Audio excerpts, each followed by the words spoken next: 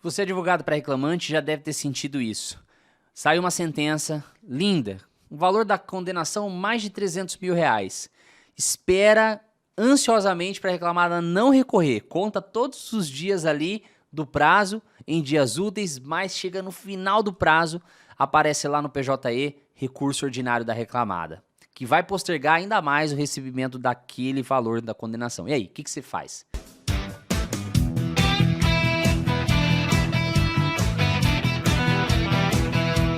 Seja bem-vindo a mais um vídeo aqui do nosso canal do YouTube. Meu nome é Thiago Pereira, eu sou advogado, especialista na área trabalhista e previdenciária, sou professor e criador do portal Advocacia na Prática. Esse portal onde você aprende o que realmente acontece no dia a dia da sua advocacia e você não vai ver nos livros nem nos cursinhos, principalmente na pós-graduação. Hoje eu quero te dar uma dica de como fazer uma execução provisória, sem ter o risco de uma reversão lá na frente e trazer prejuízo para o seu cliente. A gente sabe que lá no artigo 876 da CLT nós temos os títulos executivos, os judiciais e os extrajudiciais. Dentro do artigo 876, ele fala da sentença transitada em julgada e da sentença que é objeto de recurso que não tenha efeito suspensivo. Porque a gente sabe que uma vez que há um perigo ali na execução, um perigo de causar algum dano para a parte, ela pode requerer ao tribunal o efeito suspensivo daquele recurso ordinário. Mas se não é o caso, você pode executar provisoriamente aquela sentença, que é o que a gente chama de título executivo judicial, que é feito por meio da execução provisória. Execução provisória ela é uma forma de você acelerar o processo de recebimento dos honorários, mesmo que tenha um recurso no tribunal, e acelerar os meios de constrição, caso a reclamada não pague de forma espontânea. Porque mesmo na execução provisória, a reclamada pode sim fazer o pagamento de forma espontânea. O que a gente precisa entender? Quando é que eu devo pedir a execução provisória? Acho que essa é a grande dúvida. Quando é que eu peço? Quando é que eu faço? Quando é que eu vou propor essa execução provisória no processo do meu cliente? Eu vou dar dois indicativos aqui.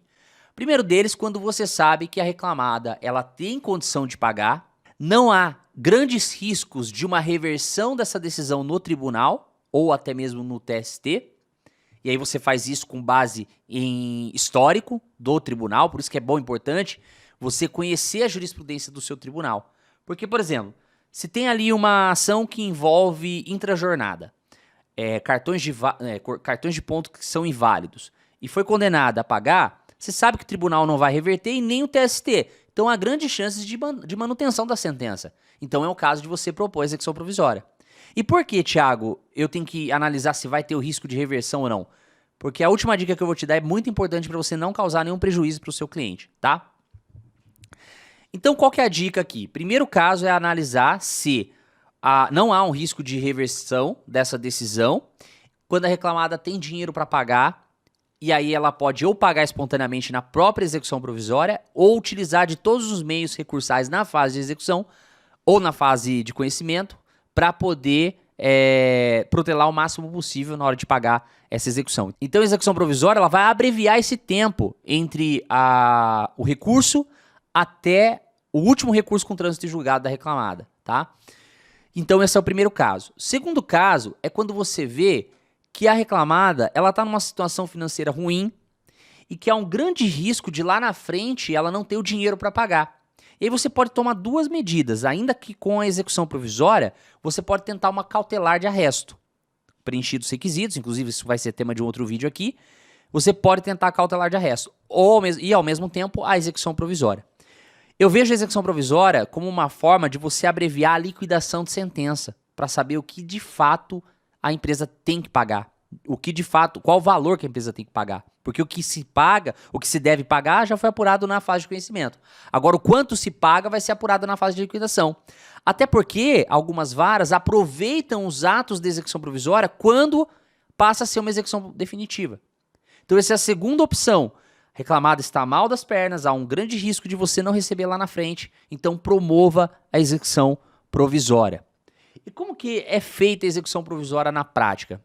Saiu a sentença e a reclamada interpôs o recurso, você vai ser intimado para a apresentação das suas contrarrazões ou você também vai fazer o seu recurso.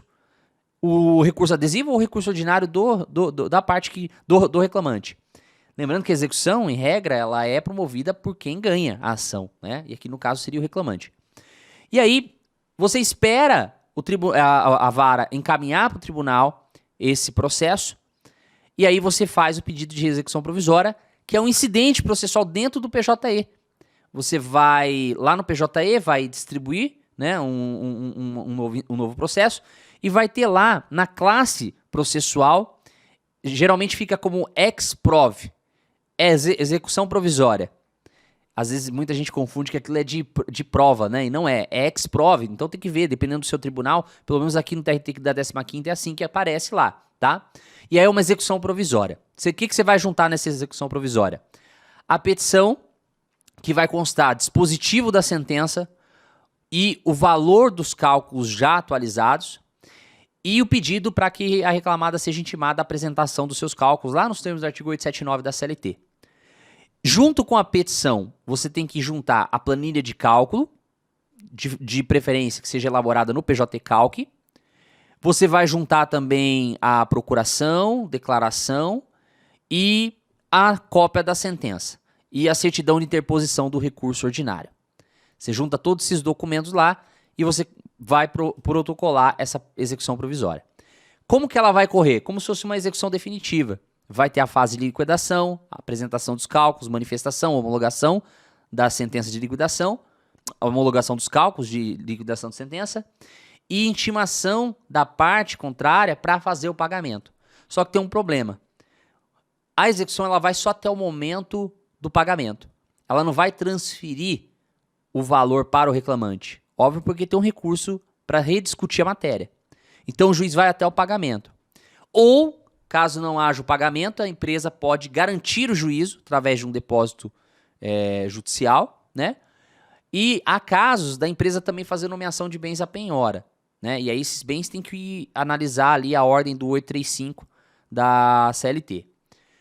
Caso não haja esse pagamento, da CLT não, do CPC, caso não haja o pagamento espontâneo, nem a garantia do juízo, passa-se a fase de constrição, que aí é feita a penhora de bens. Geralmente é com base no Cisbajude, inicialmente, né? E depois vai nas demais ferramentas de constrição de bens. Só que o importante é que não é transferido, não é feita a expropriação, nem transferido nenhum valor para o reclamante nesse meio tempo, tá? Agora, enquanto está correndo no tribunal, a execução provisória ela corre. O tribunal julgou, manteve a sentença, transitou em julgado. Quando retornar para a vara de origem, o que algumas varas podem fazer? Aproveitar os atos de liquidação de sentença daquela execução ou até mesmo de constrição. E aí parte-se daquele ponto aonde parou a execução provisória, tá? Por que eu falei que é importante você analisar a reversibilidade da ação, da sentença?